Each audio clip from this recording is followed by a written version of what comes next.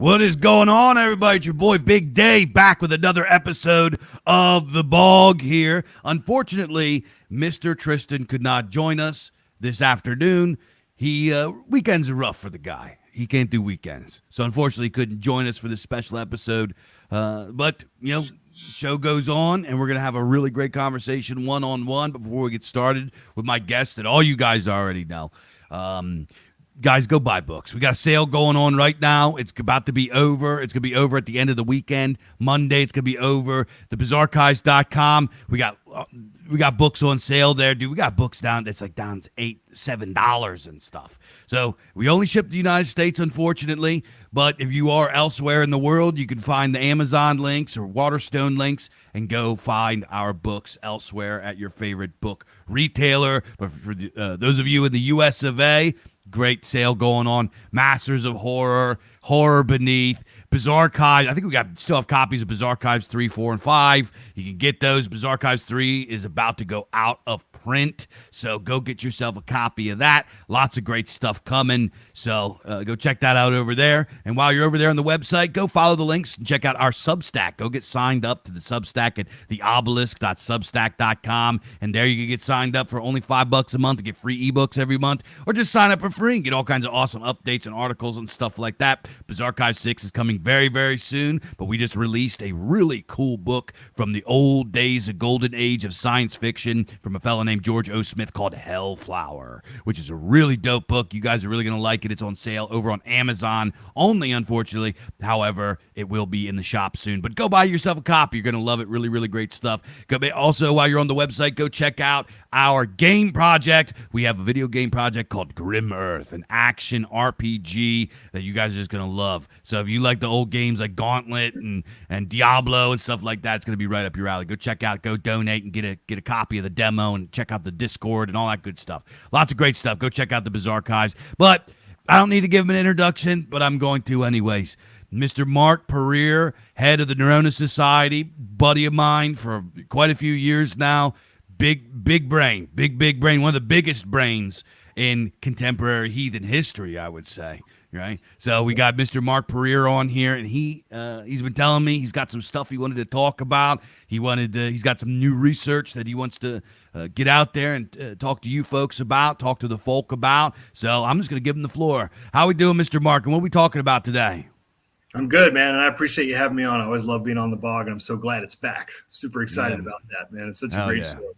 So I think it's one of the best ones out there. And the thing is, I'm always trying to evolve our research, and I'm always trying to look at what we can do next and how we can make things better. Many years ago, I started the 12 Fundamentals Project, and we kind of just ticked those things off. And we started really looking at what was prioritizing, what is the most important thing. And, we seemed to come across the idea that the three pillars of the religion would be the lore, the ritual, and the law, right? Everything else after that is sort of aesthetic. It's something that kind of builds the culture and is important and sacred. But these three things are kind of the cornerstone that makes everything else kind of blossom from it and develop from it.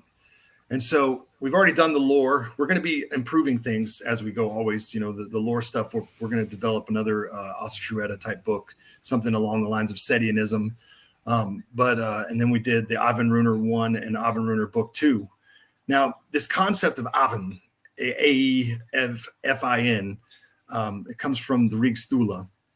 And in the Rig Stula, we have Heimdall comes and he teaches mankind these, concepts of culture, agriculture, sowing, weaving, domesticating animals, all these different concepts. And one of the things that he teaches the family of Jarl is the Aven Rune and the Alder Rune. Now, we believe that, these words, Aven Rune means like the runes of earthly life. Alder Rune means the runes of the ages. And we believe that the runes of the ages connects to the stories of the ages, which would be the lore, right? And then the Aven Rune would be like the earthly life, the runes of, ritual and connecting to the gods and doing all these different things that sort of allow us to live the religion. So you're basically looking at orthodoxy and orthopraxy. So the thing is that in understanding this, okay, we wanted to continue this concept of using the Aven. And I'm writing a book right now called the Aven Lugar, which is the Aven law, the laws of earthly life. And what we're doing is we're going to begin breaking down the concept of polytheistic law and showing people how this works as a core concept within our faith. And it's so integral and so important for us to have this, because what we feel like this is going to do is this is going to eliminate completely from now on forever, pulverized into the ground, the entire concept of New Agers that have come along and tried to tell us that this belief system doesn't have laws or rules. There's no 10 commandments and stuff like that. And they say all these different things to try to negate the concept of sacred law in our religion. And I'm here to tell you now, I've looked over every single law code. I've gone over all of them, even some of them outside of our culture. But I've looked at all of the Germanic law codes, and I've gone over them, and I'm telling you without a shadow of a doubt that there is absolutely polytheistic Germanic law, and it is definitely something sacred, that there is an eschatology connected to it, that there is punishments in the afterlife for it. But we'll go into all that later, right? Now, the first thing we want to do is whenever somebody comes to you and they ask you, or they come up with some sort of blanket statement about something, a lot of the New Agers like to do, it's just, this sort of common knowledge thing that they throw out there when they're saying, their ideas and trying to put things out there. There is no sanctity, there is no devotion, there is no law and all that stuff. And we know all that's nonsense, right? But we want to understand like systematically and objectively what the concepts are. So when you're looking at this concept of law, the first thing you have to ask yourself, because the big charge there for them is that, religious law is an Abrahamic concept. And there are academics who try to push that as well, that polytheistic religions, they didn't have laws. They were all just sort of these disbanded tribes all over the place. And there was no unity and there was no unifying principles with it. None of that is true. Like we can literally show it. Like one of the things in all the law codes you see, a commonality is the were-guild is in every single law code. And there's a lot of other ones we'll go into later, but I really want to go into this first because it's important for us to understand first that sacred law is a polytheistic concept, right? That we're branching away from Abrahamism and we're looking at things that we know are absolutely polytheistic in nature and predate Christianity. So one of the famous law codes that we know about is the Hamurabi Code, right, which predates the Bible. It's the Babylonians and stuff like their culture. And Hamurabi is the guy who's not only feels that he's creating this code for the betterment of his fellow Babylonians and the people around him, but he feels divinely inspired to do so. And he states it in the beginning of the laws. And I wanted to read this to you because it's an important notion and an important statement. It's a prayer that he's making as he's writing the law to tell people, the gods have spoken to me and this is how we should live. So he says, when Anu the Sublime, king of the Anunnaki, and Bel, the Lord of heaven and earth, who decreed the fate of the land, assigned to Marduk, the overruling son of Ea, god of righteousness, dominion over earthly man, and made him great among the Igigi, they called Babylon by his illustrious name, made it great on earth, and founded an everlasting kingdom in it, whose foundations are laid so solidly as those of heaven and earth. Then Anu and Bel called by name me, Hamurabi, the exalted prince, who feared the gods to bring about the rule of righteousness in the land, to destroy the wicked and the evildoers, so that the strong should not harm the weak, so that I should rule over the black-headed people of Shamash and enlighten the land to further the well-being of mankind. All right. That is something like if you were to take the names out and all that, they would just swear up and down that's straight out of the Bible, which is, and it's because people like that don't want to see anything sanctified. They don't want to see us praying. They don't want to see us worshiping. They don't want to see us having devotion. And they definitely don't want to see us presenting laws, right? And I've been warning people for decades now. I've been trying to tell people, look, man, like this new age stuff is dangerous. It's a dangerous, evil philosophy that is a subversive belief system that harms us. It makes us look foolish. It makes us look ridiculous, and it makes us people not take it seriously.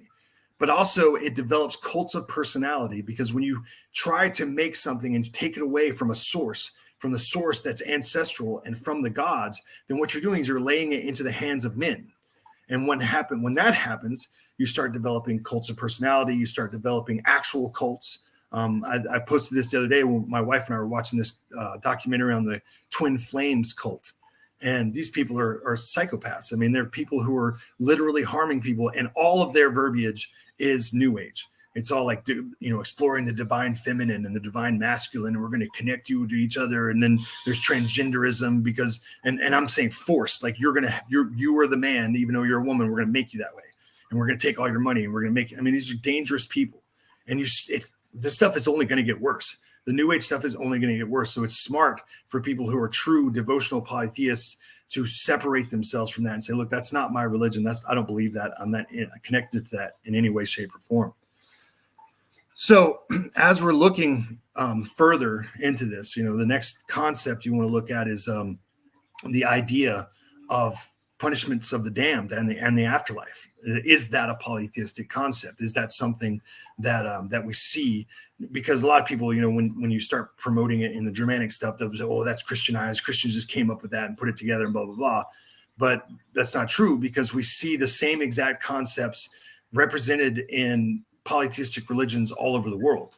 And so we have like different places of punishment, different places and different concepts of damnation.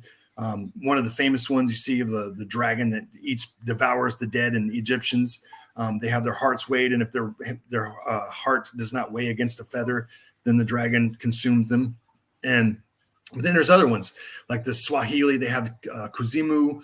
The Asians have Bagobo. Asia has Kakichi or Naraka.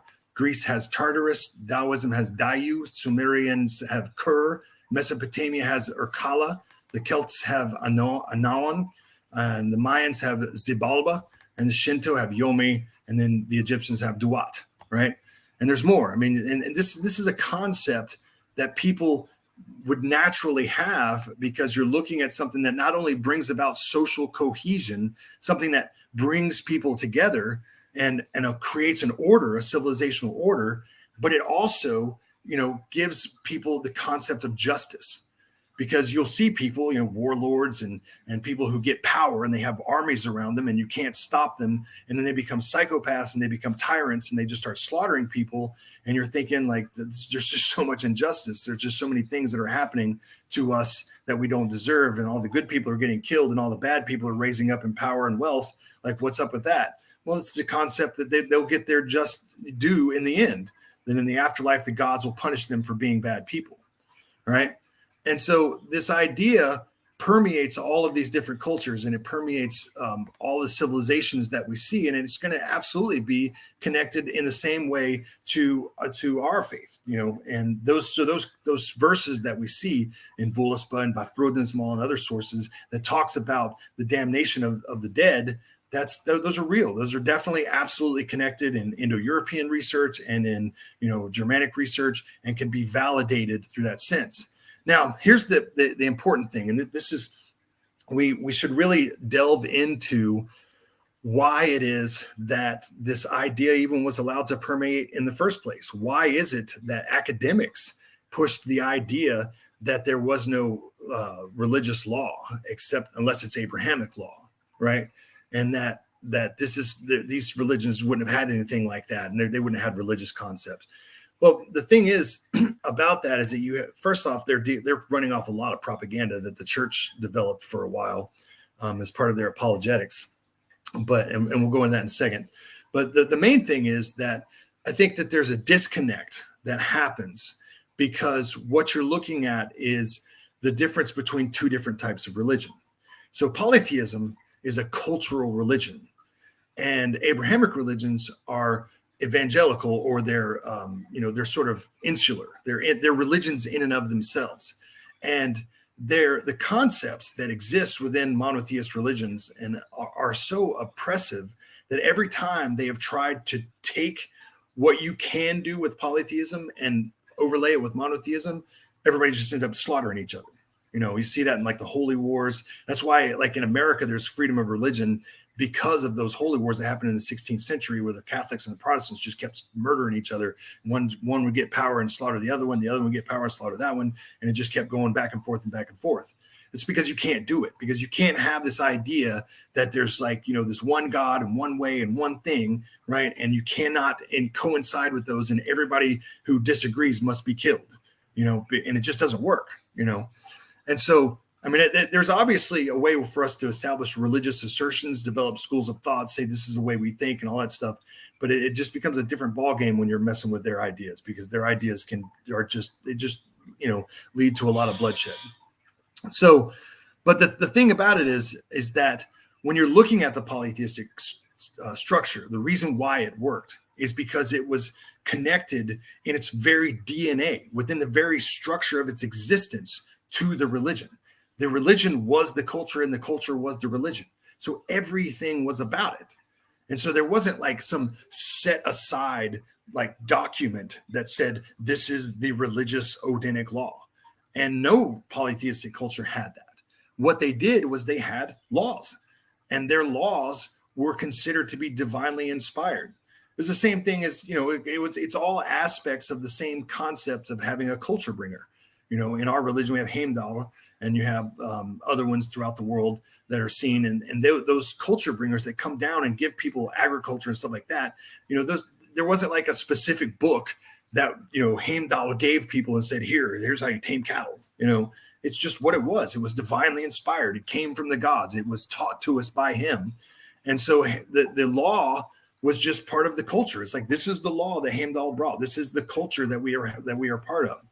And so these laws that we see in like the Hamurabi Code and other polytheistic realms, you see them, having sort of like laws ingrained into the legal structures. And then Christians did this later when they were overlaying like the Norse laws, Germanic laws and stuff like that.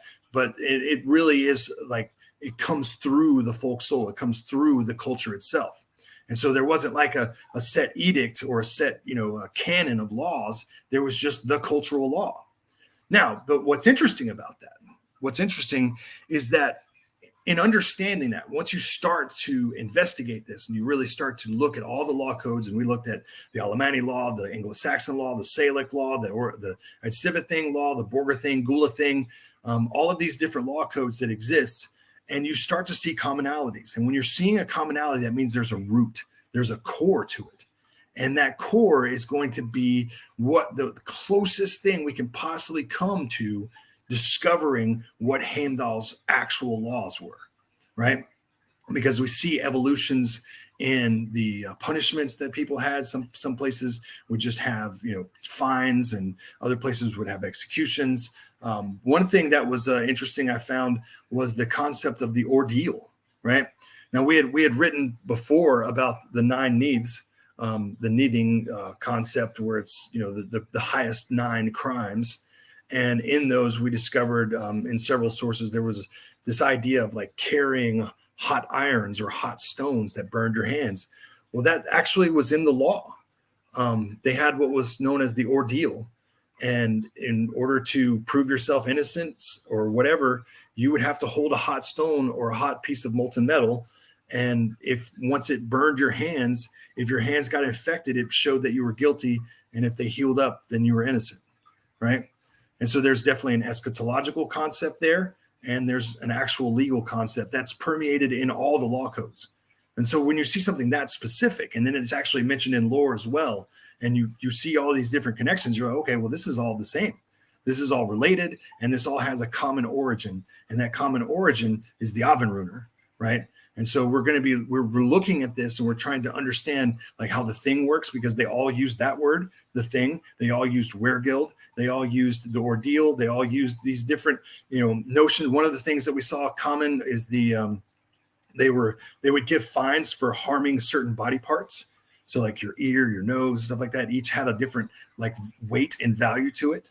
And so you would see this, and you start to see patterns evolve. And as the patterns evolve, you start to understand more about what these people are doing and what their culture represents. And so as we're looking at, outside influences like the Greeks had a concept of the damned in Tartarus. And the Greek model is very similar to ours, very, very similar. And we see a lot of commonalities. Like you have a single god named Hades, and the realm is also named after him. And then in ours, it's hell, and hell is earth. And then there's Niflhel and hell, and the hell is the place of the blessed dead, and Niflhel is the place of the damned. And there's also the idea that the enemies of the gods were, imprisoned in Tartarus, and in Niflhel. There's, we see this in Skirna's Maul, that there are Jotnar that are imprisoned there.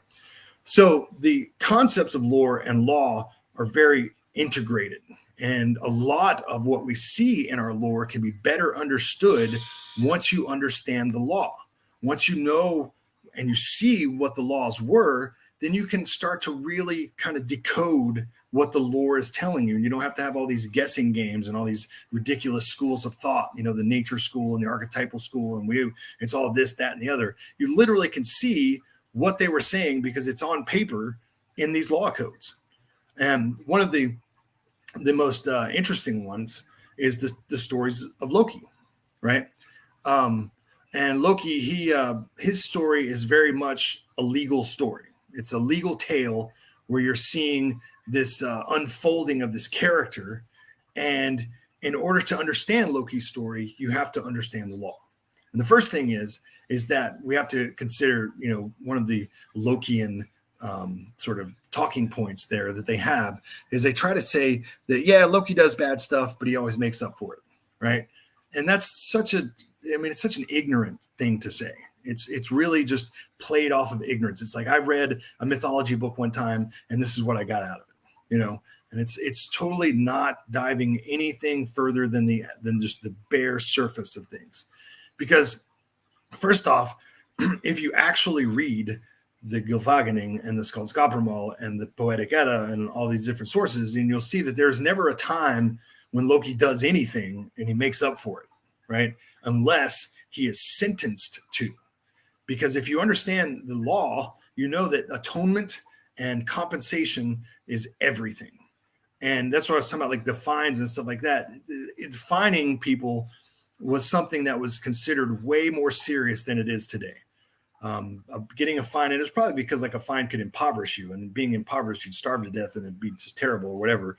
But there was fines for murder, there was fines for rape, there was fines for hurting people, there was fines all over the place from the top to the bottom. And it was just like the severity of the crime was how bad the fine was. But then other cultures would outlaw or execute or different things like that. So, but the thing is that the one like overall factor that you see in all of this is that you do see that there's always the idea that these things have to be made up for.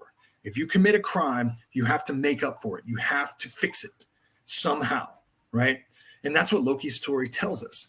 Because like even when we're looking at, okay, we'll look over some of the stories he's got here, and I got them down here. So we're looking at the story of the builder, where Loki, he's basically tricks the gods into getting this builder to build this wall, and they end up finding he's a giant and all that stuff. And they say the gods sat down in their judgment seats and sought means of evasion, and asked one another who had advised giving Freya into Jotunheim, and so destroying the air and the heavens, so as to take thence the sun and the moon and give them to the giants. The gods agreed that he must have counseled this who is wont to give evil advice, Loki Lofeyrson, and they declared him deserving of an ill death if he could not hit upon a way of losing the right his wages, and they threatened Loki with violence. Okay, that's from that episode. When you're looking at the capturing of Eden, thereupon Loki was seized and brought to the thing, and he was threatened with death or tortures. Okay, when we're looking at the cutting of Sif's hair, Thor seizes Loki and would have broken every bone in him had he not sworn to get the Svartalfar to make Sif hair of gold. So that every time he's grabbed, he has to swear oaths. He's taken before a tribunal. He has to go before the gods. He's basically the representation of a criminal. And that's what they're showing. It's like if you had in the modern era, you had some guy who was like a crackhead, and you just went and told his story. And it's like, well, he went to court this day and he had to do this sentence. And then he went to court this day and he had to do this sentence. And then this one and this one. And then finally, the big story goes into his big trial when he gets the big thing happens where he kills somebody, does something really bad. And that's Lokasena. Lokis is the story of Loki's trial. And you see that, like the gods are like, they're talking to him, they're trying to get him to say things, and eventually they get him to admit that he was the one behind the killing of Balder. And that's when they take him and they, bind him to a rock and they put a serpent over his face, because that's what you do to nithings. Because that's what it says in Voluspa, that you take a nithing and you bind them and you put serpents over their face and you let them, you torture them that way. So as we're moving forward in this and we understand these concepts, we have so far I've collected the historic laws, right? And the historic laws, they're going to have contextual concepts to them that are specific to that text, and they're going to have cultural concepts that are going to be specific for that culture. So what we're going to do is, in looking at these and seeing that they have commonalities, we're going to strip them down and just say exactly what it's saying to not do, right? Or to do, how to take oaths, how to, the things that you're supposed to follow, how to adopt children, how to do all these different things have laws to them. And we end up with 40 laws, and we'll strip those down to their bare, like, this is what it is, take out all the stuff. So then you'll have, like, this is what we believe Heimdall was telling us. And that's it in a nutshell. That's what we've been working on.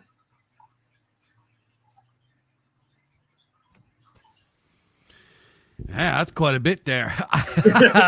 There was a few things in there that, let me fix the screen here. All right. That ain't it. Yeah. I was reading off the thing, so I'm sorry if I went too fast. No, you're good. You're good. I was just trying to exit solo layout. Is that it? No, it's not. Here. What the heck did I do here? I screwed the thing up. Okay.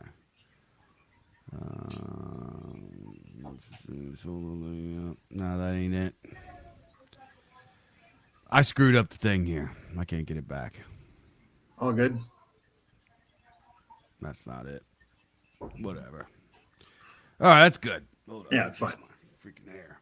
So, okay. So I like all of that. I think that this is tremendous work. Doing the law is something that's really, really important in having a living religious tradition. It's a very, very important, not just a living religious tradition, and having a living cultural tradition, right, as a whole. And as far as my view is that law needs to be justified by religion. It needs to have a spiritual basis that justifies why you're doing it. It can't be, like today they just kind of decide what, it's like, why is that moral? Why is that good? Why should this person be punished for that? Why?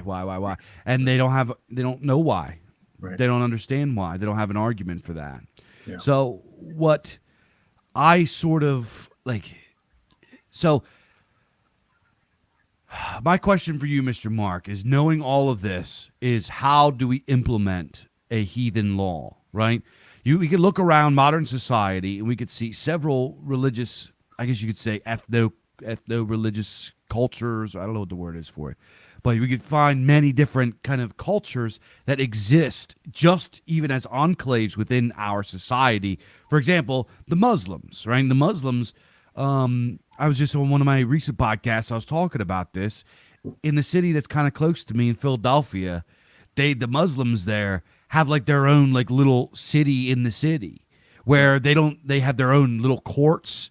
They have their own everything. You know what I mean? They don't even talk to the police. They don't deal with anything.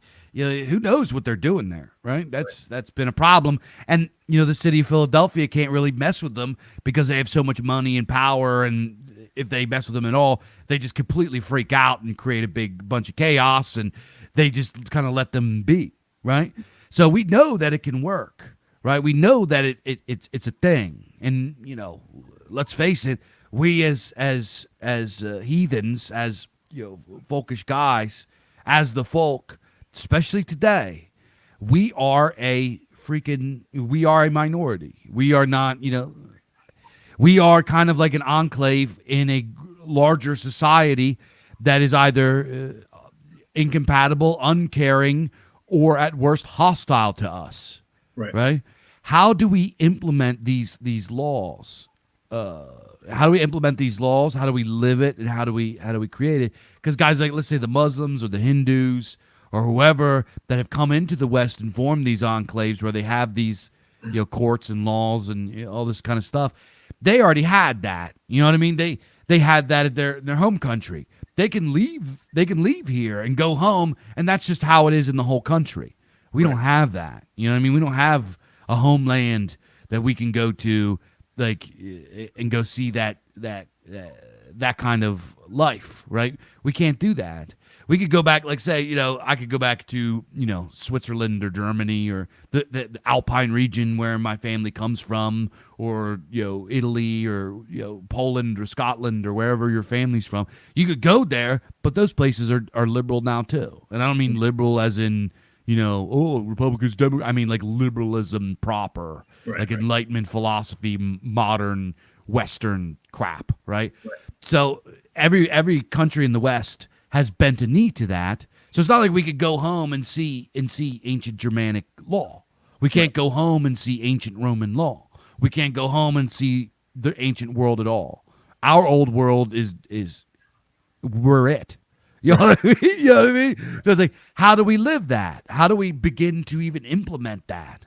Like, we've come to the crossroad. Yeah, we know that this is true and that this is good. How do we do it? You know what I mean?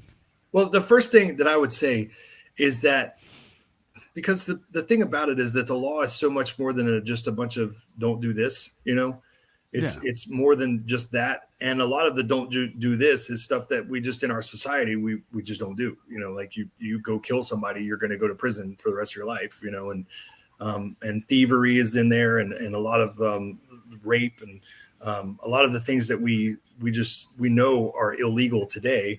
They just, that's part of it. But then there's cultural institutions in it as well.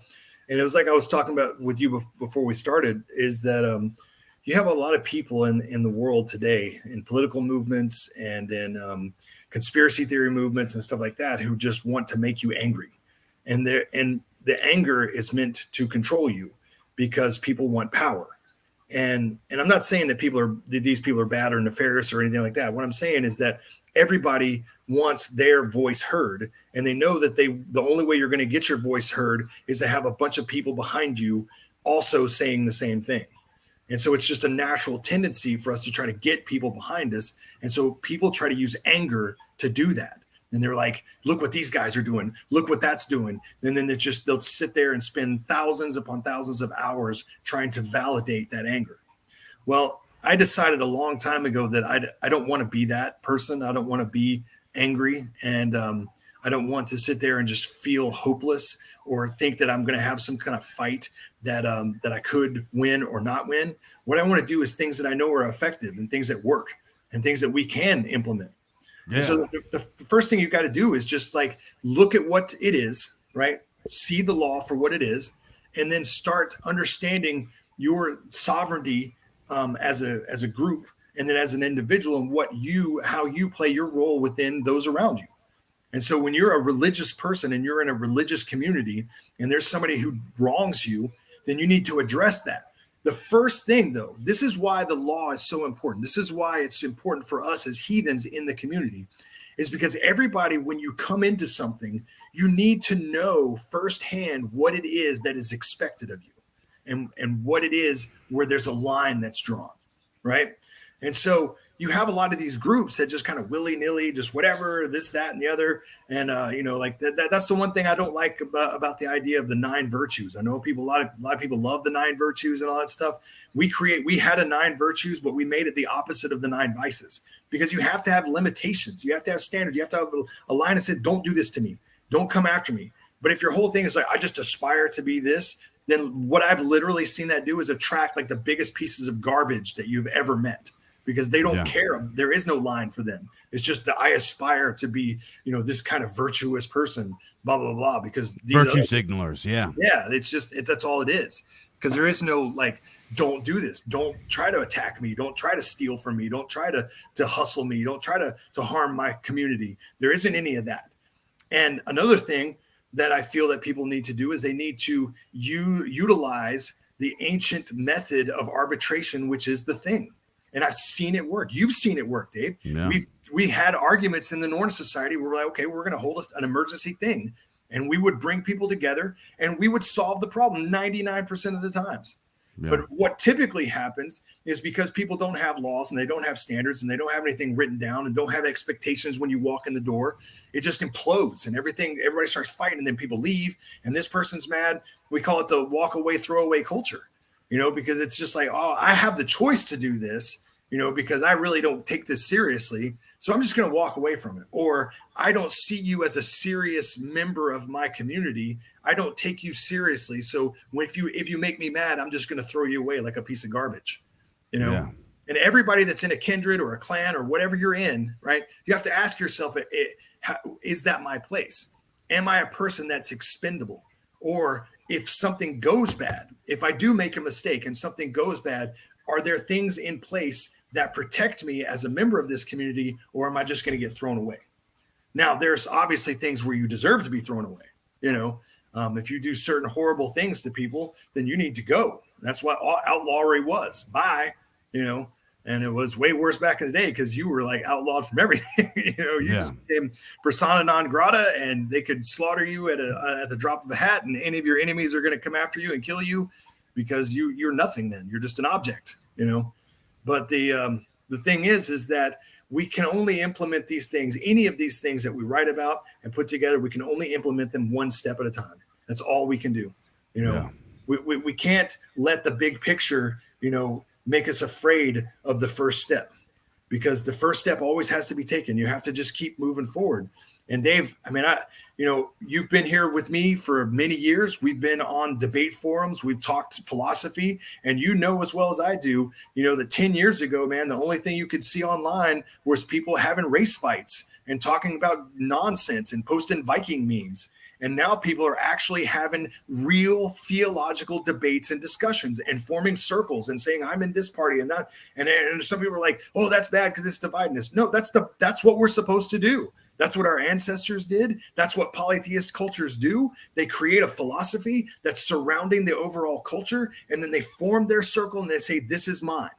Now, the one thing that I would caution people against, though, is throwing around words, like neathing and stuff like that, and calling people things like that, because those are very serious accusations, and that's why one of the reasons why I'm putting this together as well, because people need to understand what that means. You're basically calling someone an abomination that you should be killed, because that's what that means. It's not somebody who just offended you online. It's somebody who's really not just a slur. It's right. not just like a slur to call somebody. Right. It's literally like a very serious thing to call someone that. And I'll tell you, so just on a lighter note, there were some funny laws that I found, man, some pretty funny ones. Like there was one there, it said it was illegal, like to call somebody a hare. And I was like, what? Like a rabbit? Like you called somebody a rabbit? That was like illegal. And I was like, that's crazy. And you couldn't that must have been like something really offensive. Yeah. And you couldn't call him a fox either. You couldn't call him a fox, and you couldn't call him a hare. And I was like, man, that's fox really is a weird. Good thing now. I'm trying to be a fox. Right, exactly. So it was like there were some weird ones in there that I found, but there were some other ones, that's cool. Like I was talking about, I did a post on Facebook about the concept of pledging, and how that works and how it really helps us to understand the story of Tyr. Because for the longest time, people have said, well, Tyr broke his oath. And it's like, no. When you look at the law and you understand what a pledge means, because that's what the word is used. I think it's vid, and it's not ave. Ave is oath, and vid is pledge. Two different words, two different concepts. And you always have to remember that it's just like lawyers today, man. When you're looking at law, the language has to be very, very specific. So it's not like, oh, well, it's similar, so it's got to be the same. No, law is specific. If it says this, it means this. And so when you're looking at this concept of pledging, the pledge is just like today. The most common pledge you can look at today is your mortgage. And what was interesting is when I was looking up the word for vid, there was like a vedse or something like that. It was a Scottish word, and it later became the word for a mortgage. Because what a pledge is you're putting something down, your money, for your mortgage. You're saying this is my down payment, and this is my pledge that I'm going to pay my mortgage, right? Now, if you don't pay it, it doesn't mean that you're an oath breaker. It means that you lost your pledge. Your pledge is gone, right? And the law specifically, I think it's in the Gula, it's either the Gula Thing law or the Gragas. It states this specifically, right? And it's like, it's just stating that you're going to do this. And this is what FINRA asks of Tyr. Put your hand in my mouth. Tyr does not say anything. He doesn't volunteer anything. He doesn't make an oath. He doesn't say anything. FINRA says, put your hand in my mouth as a pledge. And if you guys are tricking me, I'm going to bite your hand off. And so Tyr meets the terms of the pledge. He doesn't say anything. He doesn't do anything. Put his hand in his mouth. And then as soon as FINRA figures out that he's been tricked, he bites his hands off. He meets the terms of the pledge. So it's like, it totally changes the entire perspective of it all. And it also shows you how, when you're allowing these things to just sort of blossom and fruit and become whatever you want them to be, you end up with things like Thursa True and Groka True and Lokianism and all that stuff, because these guys can just sit there and play guessing games about all this stuff without actually looking at what the specifics are. And then they create all their little philosophies and their, all of their little talking points and crazy things that they come up with, because what they're doing is they're just manipulating sources that there's no context behind.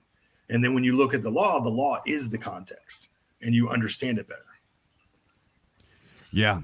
So I wanted to kind of go back to what you were talking about there with the thing, right?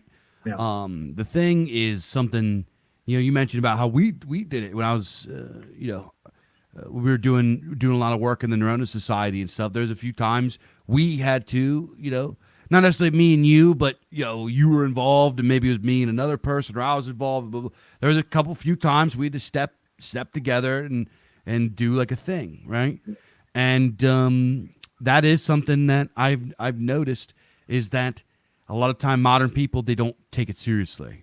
Right. And I actually think it's pretty important to press people and put them into the thing and see how they react.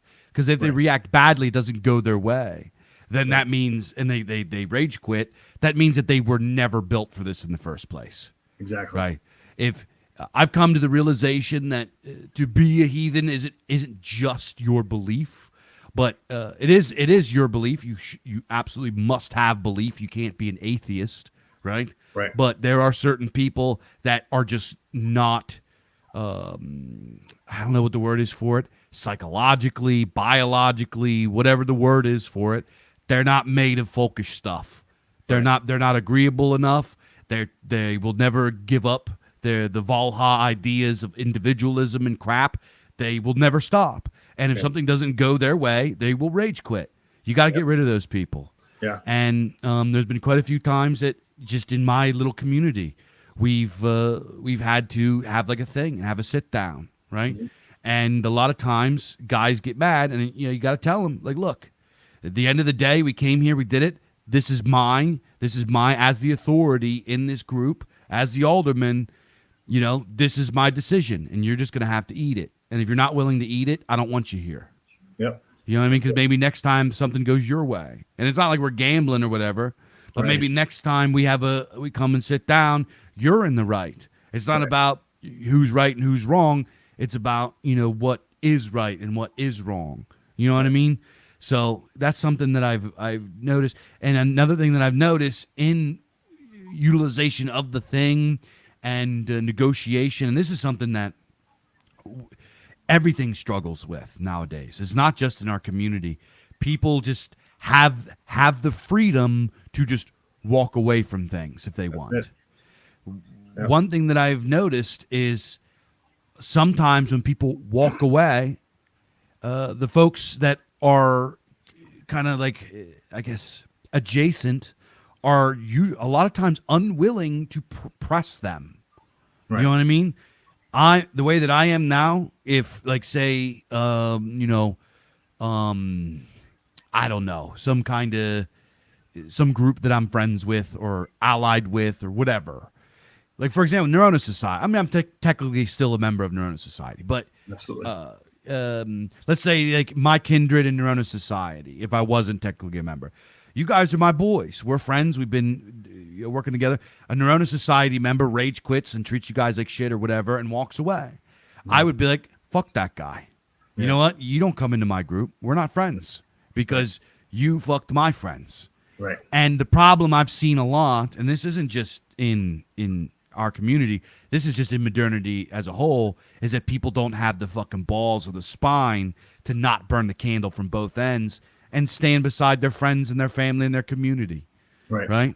Yeah. So it's just like we really need to and I'm done saying we need, right? I'm done saying that, I'm done caring about we all say it a lot, and I'm done with it. What I do and what my people do is we put not the boots, that's a violence, but we press people that don't respect the law and respect the tradition and respect these social pillars, even among people that aren't us. Right. We don't have, and I'm going to say one more thing that I found is a problem that needs to be addressed in other places. And I've had this problem too early on in the beginning phases of my kindred's formation. Every kindred goes through growing pains. As you said, I don't know, 10, 12 years ago or whatever we started, it was like, all you could find online were Facebook groups where people posted Viking memes and like accused each other of being secretly Christian. Right. And like there was no real, and it was just like, you're a Nazi, you're a commie, and it was just it was either politics of like retarded normoid Viking memes, right, and just crap. It was a bunch of crap. Nobody took it seriously. So nowadays it's like a different thing. But when we were first starting, we had more of a it was like more of a democracy kind of thing and a council and all this kind of stuff. And eventually, I came to realize there needs to be a boss. Yep. Right, I'm the boss of the thing, and it's not that I jerk myself off about it. It's not that it gives me a hard on. I'm sorry for being crass for folks. I'm just talking how I talk, but for folks out there that listen, that might be, I had to get over that. I had to get over this idea that there's something wrong with it. That I'm a piece of crap or we're a cult or like we're blah blah blah. Hierarchy is necessary in everything. Libertarianism doesn't work with anything. Right. Libertarianism doesn't work in society. It doesn't work in economics. It does not work anywhere. It sure as hell isn't going to work in a religion that needs to be built and rebuilt and turned into something living and true. Right. So I had to get over that hang up and like be comfortable looking in the mirror and say, you know what, I trust me as an authority. And I need to be an authority so everybody else can trust me. And so that this group that I love and this thing that I believe in can continue on. And it's not up to me. It's not up to me. So for folks out there listening that might be trying, you got to have a guy that's in charge. There's got to be a guy. There's got to be a Jarl. There's got to be a Jarl. And the Jarl needs to not be scared to say, dude, this is you're in the wrong, you're in trouble, or you did this, you have to atone and you have to eat it. And if you walk, go fuck yourself, and everybody else that we know is going to tell you to go fuck yourself. So you better move across the country and get a whole bunch of new friends. Well, that's the thing about it, though, is like we get raised up in this, overly feminized society where we're taught that, humility is something to be worshipped. And I understand humility has a time and a place, but it's also, there's a concept that when you're the leader, it's not time to be humble. It's time to be the leader. It's time to step up and do what you got to do. I remember I had a buddy of mine who was, I trained jujitsu when I was working with him and stuff like that. He was like this big, huge, like he weighed like 290 pounds. He was a massive, massive human being. And but he was like also really humble and really kind and just like was always real soft spoken and didn't want to, be the guy, out there and stuff like that. And it came time for him to compete. And he was going to a competition and it was time for him to murder somebody. And he was like standing over there all just like holding his head down and just, oh, I'm going to go up there, man, try to do my best. And I just grabbed him and I'm like, look, man, it's time to be a warrior. It's not time to be humble. It's not time to show humility. It's time to kill, and he was just like snapped out of it. And he's like, yes, let's kill. And he went out there and destroyed the guy. Oh, yeah. And I was like, you need that. You have to, it's like humility comes with wisdom. And there's times to be humble. And there's times to not be. There's times to step up to the plate and be like, I'm the guy. I got to do this. And then it rests on your shoulder. Because I think a lot of humility concepts, when you don't want to be humble, is when it's escaping responsibility. And that's the number one problem in our society. That's what a lot of these guys like Jordan Peterson, all these dudes talk about. It's a simple concept. Don't escape your responsibilities. Don't be like, oh, I'm the humble guy, so I don't want to make a decision. You have to make a decision. You have to be the guy. And that's that, Yeah. And something that I've learned for guys that might be listening that kind of struggle with this you can wear different hats. Right. You can wear different hats. You could sit down with your boys, your kinfolk, and laugh and joke and tell dirty jokes and be yourself and everything like that. And then you can go put on your bloodclothy and you can be a gothy. And then you could go sit down at a table and you could be a judge. And then you could go be a father, and then you can go be because that's something that I've always struggled with, imposter syndrome kind of stuff, doing this thing. Because I'm at my heart, I'm an entertainer. I really am. That's what I do. That's who I am. I love to entertain people. I love to make them laugh. I love to entertain and write stories for them. It's just what I love to do. Your show's the best. Thank you. It brings me a lot of joy in my life and purpose.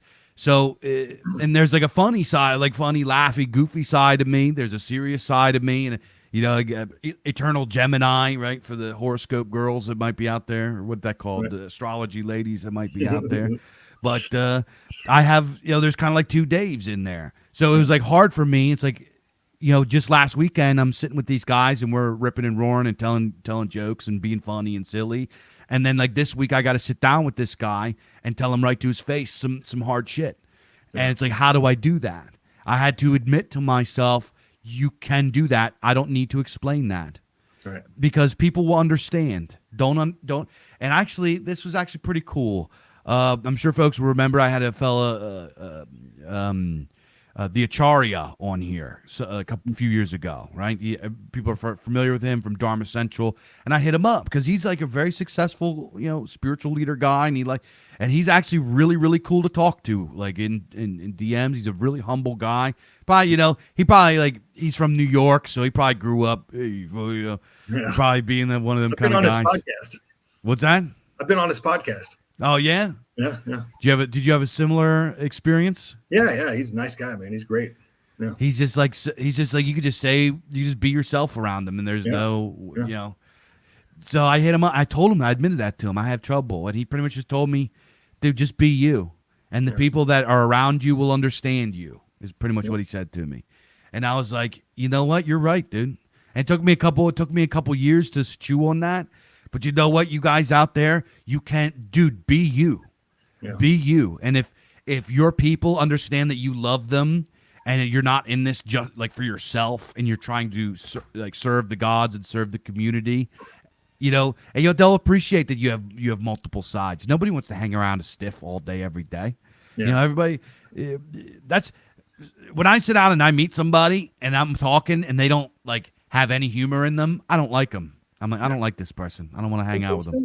Well, it's a lot of it's just ego, because it's like when you're working, and I work in fabrication and stuff like that, and I'm working on a job, and we have guys. A lot of stuff that we do is really dangerous, and it's heavy and it's nasty and stuff like that, right? And you get some of these guys that they're the leaders of the project, and they start yelling at people when things are going wrong. And then some guy gets all butt mad and he's coming to me and he's like, oh man, the guy was yelling at me and stuff. And it's like, dude, try to put yourself in his shoes, right? Because if you take your ego out of it, you're looking, the guy's just trying to get the job done. He's not sitting there looking at you going, you, Dave, are a bad person and I don't like you, Dave, He's just trying to do his job. He's trying to do what he's supposed to do. So you have to take your ego out of it and not be like, oh man, that guy's out to get me, man. And because all these people have that, and it's just pathetic and it's weak. It's like, and a lot of people in heathenry have had that, where it's like, don't judge me, don't say anything to me, don't hold me accountable for nothing, because then you're out to get me. And it's like, no, man, we're trying to build something that is correct and authentic and true. We're trying to get the job done. And it's not about me, and it's not about you. It's not about any of us individually. It's about all of us as a whole. And it's about trying to work for something greater. Yeah, exactly. Exactly. That's exactly what it is. And also the like self-doubt that leaders, that is in and of self-ego as well. Right. Like this kind of like, oh, well, am I this or am I that? Blah, blah, blah. All that questioning and everything like that, that's also a form of ego. You know what I mean? It's like you gotta like always look and try to poke holes in what you're doing and make sure what you're doing is right. And ask the question, am how I feel about this situation really correct? You know what I mean? And work because eventually at the end of the day, you just have to do, and you just have to be, and you have to serve, and that's it. That's all there is to it. And you got to eat it. And you yelling, dude, I spent most of my life working in kitchens. So it's like fucking, you get yelled at, dude. But it's part of it, and I've done things where like I've been screamed at, but after I got done being screamed at, I realized like, dude, I totally deserved that. Like that was really stupid when Like if I do something dangerous and somebody's screaming at me, like at first I'm like, man, don't be yelling at me, but then I realized like, yeah, I was gonna get killed. So it's nice that they were screaming at me and calling me an idiot. Yeah. I mean, and sometimes you deserve it. Sometimes you deserve it. And you got to be like, you just got to eat it. Very cool. So yeah, with the law and the thing and everything like that, I think Mark is very right that we need to boil it down and look at one thing at a time, what and where we can implement it, and then over time that becomes normalized and naturalized, and then you can expand from there. And the reason that I brought up about leadership and people being leaders and accepting the leadership of others, as well as guys being comfortable as leaders. Democracy doesn't work. Libertarianism doesn't work. None of that works. You need a guy to be in charge. That's it. And then you got to have people that are loyal to him. So that's the way that it works. And the reason that I brought that up is because having these nodes of guys in charge, small-time guys in charge all over in the community, are who are going to have the power to slowly implement these things and change it, naturalize it over time. That's why that's so important. All right, Mr. Mark, we got to go. We're going to get some questions. I'm going to throw some questions up from the chat here real quick. If anybody has any questions, they could drop it in the chat now, or if you could send us a super chat if you want, if you want to donate to the BOG. I saw one guy, he posted, he asked if we have any kindreds. Yeah, any kindreds under it, like the AFA or Raven folk. So what we've done is, we're always trying to move forward as much as possible and help our faith to move forward as much as possible. So we developed Setianism, and that we felt that was something that needed to happen. And so we've been teaching people philosophy and all that stuff, but I do understand that community building is an important thing. So we're working on the Rigs thing, which is going to be something like that. This stuff is just slow. It takes a long time. There's a lot of arbitration. We're talking to a lot of big groups out there that are just, they're ready to move forward.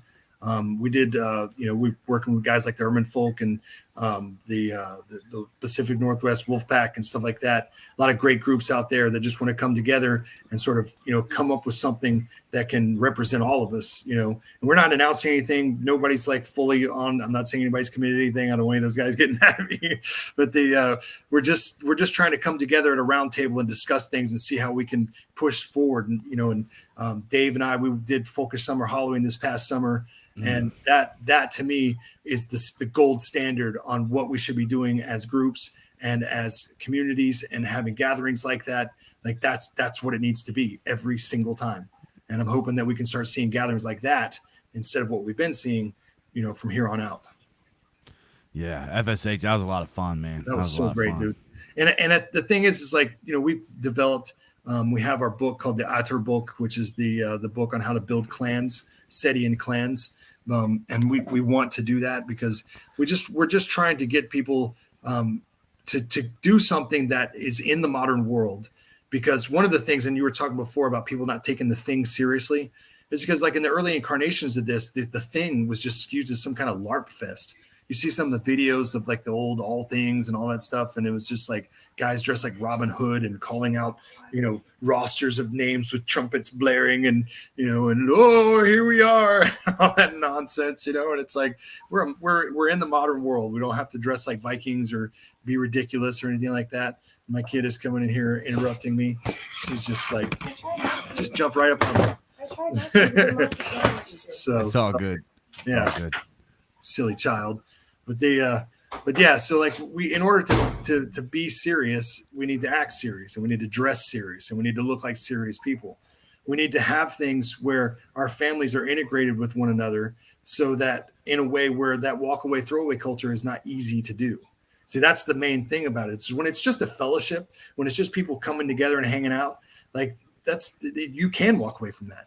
But when you have things where it's like your finances are entwined and your family's entwined and your kids' relationships with these people are entwined and all this, it becomes a whole different thing.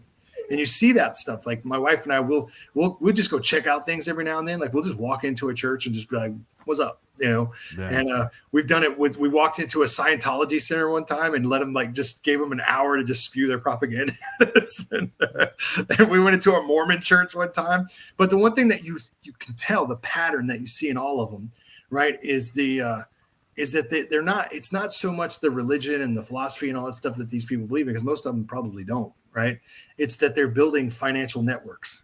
And everybody you see, like when you go to a Mormon church and stuff like that, these guys are all wearing nice cars. They're all in suits. They have hot wives and fancy clothes and stuff like that, right? The temple is, obviously got millions and millions of dollars put into it. It's a money thing. And I'm not saying it's like a money scam. Maybe it is.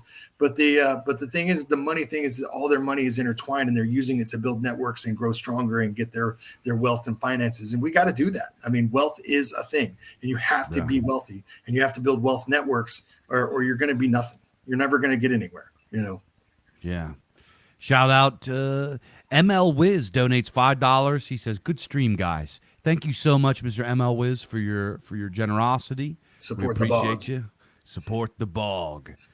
So, and also I would like to add to the thing about dude, start your own, man. Start your own. So I'll give a shout out to all my favorite guys, my favorite groups out there. Obviously, Ermin Folk up here in the Northeast. They're my boys. Mike Saginario and gang. They're my people. I love them. They're my favorite.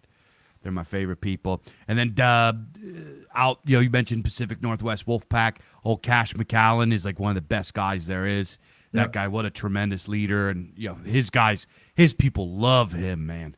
Yeah. Like everybody I talk to that's involved with his group, they love Cash, dude. He does a good job out there. He's a beast. Yep. Shout out Cash. Shout out Burke Harbin down there at the Woden's Folk in Texas. He's another one, dude. His guys love him. That guy, dude, that guy's got he's got that old, he's got cowboy charm. Yeah. I yacked with him on the phone a couple months ago. I called him up. I can't remember what I called him up about, but I called him up. He's like, well, if it ain't Dave Martell, it's so good to hear your voice, sir. He's like, I was like, that's the worst accent ever. I'm sorry, Burke, but I was like, damn, I just hung up the phone feeling good. I was like, damn, dude, that guy's fucking, what a nice guy. But they'll shout out him, dude. His people love him. He does such a good job. He puts so much money into stuff. And shout out Burke Harbor. There's a lot of great groups out there, man. There's a few out there that aren't really public, and I can't really shout them out. But if you get into the community, you will meet them. Start your own. All you need to do is start with a core of a few families. And, dude, I have hours and hours and hours and hours of content all throughout all my platforms talking about it. You stay tuned. You ask me at any time, and I will tell you how I did it and the basics on how to, start this thing up. And I like to think that, I have a pretty cool little group of folks, and we have, we're not perfect. We have a ways to go to grow, as all groups and all people do. But, I'm very proud of what we've done so far. I think we've done a pretty good job working with what we have. So, what do we got? Let's see here. Fire Tree of the Hawks Path says, speaking of kindreds, Dave, I was wondering if the Ermin folk does any sort of vetting approval of other kindreds. I have three guys out here in the Midwest who are looking to get organization. I believe they do. I would just reach out to them, go to the Ermine folk, and just hit them up, talk to them. Really great folks. You can just go talk to them. You're gonna like it.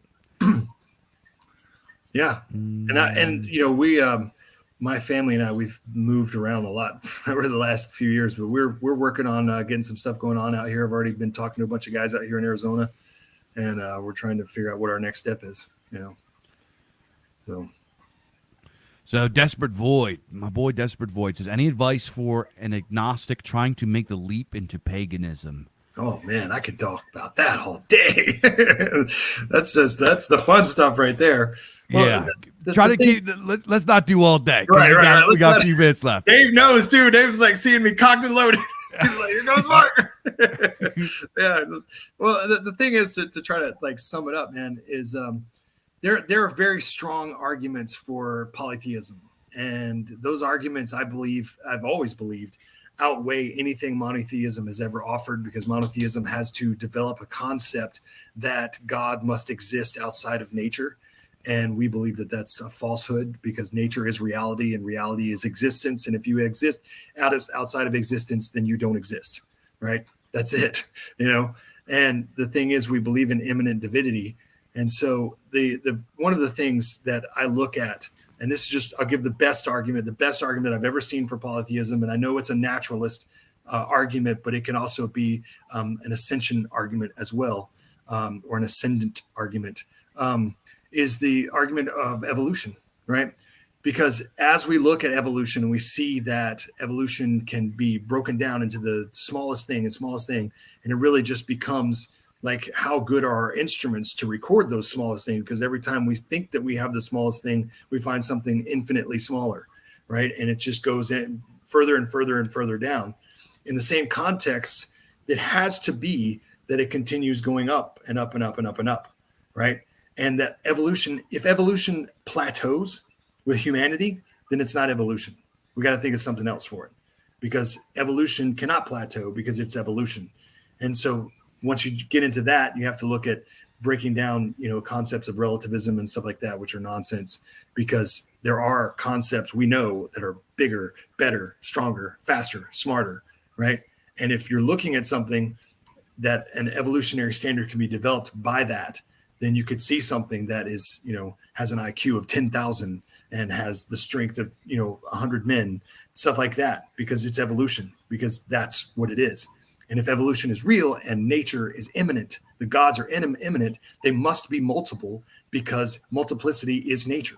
Everything exists in multiples. Nothing exists as one, and oneness is an impossibility. Yeah. That'd be my breakdown. I mean, that's those are good arguments. My thing would be take some psychedelics and go into the woods and perform rituals. You'll definitely see the gods then. Go for real though. Like, it sounds funny, but in order so you can hear arguments all day long that appeal to rationality. You can hear belief is something that's pre-rational. Right. You can convince yourself all day long and appeal to your logic and all this kind of stuff until you experience it and feel it, especially if you're coming from like an agnostic or atheist, secularist kind of background or something like that. You have to learn how to believe in divinity, and that is hard. And you have to you really have to try. You have to go through the motion. First, you have to say, okay, well, I know this is true. I just need to believe that it's true. Right. And then you have to say, I think this is good. I need to now believe and know that it is good. So you need to first okay, so I know that this is true and good. Now I need to experience it. So one thing I would say is go through the motions of ritual and rites for as long as possible, and eventually you will believe. You will believe. And, that might be the psychedelics thing is, I'm joking a little bit, but I'm also kind of not, because let me tell you, those tools are very powerful spiritual tools that you can go and our ancestors used them, get rid of got to clean the calcification of materialist miasma from your brain meat. and go out and experience that, right? So that's it. You just have to experience it. You have to live it and be it and experience it. And here's the thing is what I would say to folks out there that like, oh, well, how do that? I haven't seen, I don't know if the gods are real. Like the gods are going to reveal themselves to just like some rando that doesn't believe in them or halfway believes in them. Right. You know what I mean? Like, come on. The one thing that I always had kind of in my pocket that's always been sort of my true north on all of that is that even if I'm completely wrong, right? I'm absolutely 100% wrong and the gods aren't real or whatever, right? The one thing that I have is that I know for a fact that my ancestors are real. And I know for a fact that my ancestors worship these gods. So I'm always in good grounds. I'm always in a good place, because that's real. And it's very much connected to who we are. And when you start to look at what severed us from it, you'll start to get angry, and that anger will drive you towards faith, not to be mad, but to be enlightened and to be whole again, because that anger can break you up. And you're like, oh my God, what did they do? They just destroyed Europe. They just ripped it apart. And they put their little statues and their little steeples all over the place, and they took it from us, right? And now you have these secularists doing the same thing again, where they want to make us no religion. And it's like, this is who we are, and it was who we always were, and it bleeds through us. Yeah, exactly. So you gotta go with it. Black Sabbath, the Lord of This World song. It's a Christian song, but it has meaningful lyrics in it. He says, right. This world was made for you by someone above, but you chose evil ways instead of love. And what he's talking about, and I think this is something that's important to me, because it's like, you gotta, if you can't feel like mad about the world and hate the world and all this kind of stuff. The world is a gift. Life is a gift. And I've found that when you develop just that love for life and that love for self, you can then translate that to love to greater things. And when you have love for greater things, then you can have more fulfilling spiritual life. So right. I hope that dude, how do I believe is a hard question to answer. I hope we did okay for you, Mr. Desperate Void. We got a couple more here, and we're gonna says Norse barbarianism says, I'm late getting here. Is there a good kindred in Michigan? I'm sure there is. I'm sure there is. But I'll say I can't answer that one. I don't have the specifics. Yeah, off the top, I can't tell you off the top, but I'm sure there is. I know a guy up north. Hit me up on Telegram. I'll get you in. I'll get you in contact with him. I'm sure we have some people up there. Yeah, we got some people up there. What else is there? I have another Winnipeg. Any communities in Winnipeg? Or is that in Canada? Winnipeg is in Canada. Canada is a tough spot. There are good people up there, but because Canada is so absolutely huge and spread out, they have had a little bit more trouble than we have in the States, especially the East Coast United States. We're crushing it. We're like got the three biggest areas, three biggest metro areas attached by the I-95 corridor. So it's like, this is the hot spot, especially here in PA. We got a lot of stuff going on here. So in Winnipeg, I'm not sure, brother. I'm sure there's somebody out there. Give it a look. I'll say this. One of the things that we were talking about in one of our Rigs Thing meetings is we want to eventually try to develop a map with pins on it that will show people like general areas where people can contact people and find groups to be involved with. That's coming. We're working. We got some guys working on some website stuff. So hopefully we can get that going, and it'd be something where because a lot of people ask me stuff like that all the time. Like, where can I meet people here? Can I meet people there? And it's like, we're going to make it where people can register and put their name, and we don't want anybody's address or anything like that, but they can put like, you can contact me via this email or something like that. And then they can pin it, and then they can find people to connect to, Fire Tree of the Hawk's Path says, having a family going camping is peak paganism. I actually had a post like some years back that's got screen capped, and actually it was like a bunch of Christian trolls screen capped it and were like making fun of me for it. But it was like what did I say? I was like, being a heathen is being a a fantasy reading hipster gardener nerd that has more children than they can afford. It's like, because it's so true. Like you go to a heathen event, everybody's got tons of kids, and like everybody's got tons of kids. Everybody reads Conan and Lord of the Rings. Everybody likes that shit. Everybody goes camping. Everybody likes. It's just like we're all like the same dude. It's pretty dope. But here's my spicy, controversial take. I don't really love camping anymore. I don't really like it that much. If I go camping, I go glamping. I want a pop-up camper. I want a mattress, like an air mattress. I'm not sleeping on the ground no more. I'm too old. I'm too, I don't know.